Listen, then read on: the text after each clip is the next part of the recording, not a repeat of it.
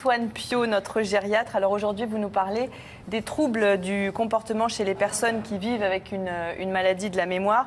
Vous allez aussi nous donner des pistes pour aider les aidants. Alors c'est un peu l'idée. Donc les troubles du comportement, ils sont extrêmement fréquents. Il faut savoir que c'est l'une des complications les plus fréquentes qui touche près de 80% des patients qui ont une maladie d'Alzheimer pendant l'évolution de la maladie. Et c'est extrêmement dur à vivre pour les patients bien entendu, mais aussi pour les aidants qui ne savent pas toujours comment réagir et qui sont complètement désemparés. Alors peut-être commencer par nous rappeler ce qu'est exactement la maladie d'Alzheimer, surtout quelles sont les conséquences. Exactement. Et alors c'est même indispensable en fait, parce que quand on comprend la maladie, quand on comprend ce qui se passe, finalement ça aide à prendre du recul, ça aide à mieux réagir et à moins subir. Donc une maladie d'Alzheimer, c'est quoi? D'abord, on va avoir un trouble de la mémoire des faits récents. Donc ça, tout le monde le sait, mais il faut bien le rappeler, les faits anciens sont préservés. Donc on va même entendre dire des fois par les familles, il a une très bonne mémoire.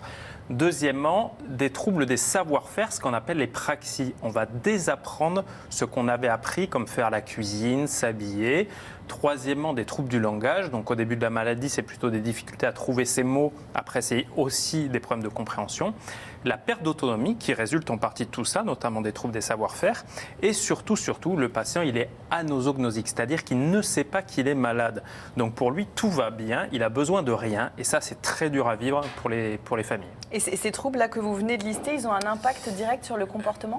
Complètement. C'est-à-dire, si on prend ces troubles un par un, on va voir quelles sont les conséquences logiques sur le comportement. Donc on va prendre comme cobaye Régis, s'il veut bien. Donc Régis a une maladie d'Alzheimer. L'annonce est un peu brutale, mais on n'a pas le temps. Donc il a un trouble de la mémoire, donc de la mémoire des faits récents. Donc il n'est pas inattentif, il n'est pas de mauvaise volonté, sa mémoire ne marche pas. Donc s'il me demande 30 fois d'affilée à quelle heure vient Robert, et que je lui répète 30 fois d'affilée, Robert vient à 18h. La 30e fois, je vais un peu m'agacer. Je vais dire, écoute Régis, tu te concentres, Robert, il vient à 18h. Mais lui, il ne va pas comprendre que je m'agace. C'est une bonne foi. Parce que pour lui, voilà, la 30e fois est en toute bonne foi la première. Et donc, il ne comprendra pas ma réaction de manière absolument logique. Donc, on voit bien que là, la confrontation, elle est complètement stérile, ça ne sert à rien. Donc, je n'ai pas d'autre choix que de répéter inlassablement. Et quand je sens que j'arrive à ma limite, ben, finalement, il faut que je détourne son attention, il faut que je trouve un autre moyen, mais je ne peux pas aller au conflit frontal. Ça, c'est pour mes troubles de la mémoire. Oui, mais c'est pas fini. Les troubles du langage. Donc, effectivement, les troubles du langage, ça, on n'en parle pas trop. Mais si Régis, il a du mal à trouver ses mots, forcément, il va avoir du mal à se faire comprendre et forcément, ça va générer encore une fois de plus des clashs. Donc, par exemple, s'il me dit « donne-moi la brosse à dents » en me montrant un peigne et que je lui donne une brosse à dents, il ne va pas comprendre que je ne comprenne pas. Parce qu'encore une fois, il n'a pas conscience de son trouble du langage et il pense avoir dit la bonne chose. Donc il va se dire que c'est moi qui suis malade finalement. Et ce n'est pas fini. Les troubles des praxies. Régis, il a désappris à faire, à s'habiller, à faire son hygiène, et on voit bien que c'est un peu aléatoire. Donc si je veux l'aider, et si je veux en gros le déshabiller et le savonner, et qu'il n'est pas d'accord, il risque de réagir de manière extrêmement brutale. Et c'est normal. Et sa réaction, encore une fois, elle sera complètement rationnelle parce qu'il n'a pas besoin de moi. Il se débrouille très bien tout seul. Et il ne comprend pas pourquoi je veux le mettre tout nu. Il va se dire c'est un gros pervers. Et finalement, sa compréhension des choses est la bonne avec les informations dont il dispose. Là, si je comprends bien, Antoine, ce que vous êtes en train de nous dire, c'est que, on ne va pas à l'affrontement. Oui. Et entre guillemets, permettez-moi l'expression, mais on va dans le jeu du patient qui a l'Alzheimer. Alors, c'est complètement ça, on joue le jeu. Et en fait, les techniques de soins, elles sont hyper pragmatiques. C'est-à-dire, un bébé, pourquoi il crie ? Parce qu'il ne sait pas parler. Sinon, il vous dirait, je veux un bibi au chocolat, tiède, mais pas trop chaud. Non, il ne sait pas dire ça. Donc, il pleure. Et le fait de lui crier dessus en retour, voire de le contenir, va être complètement contre-productif.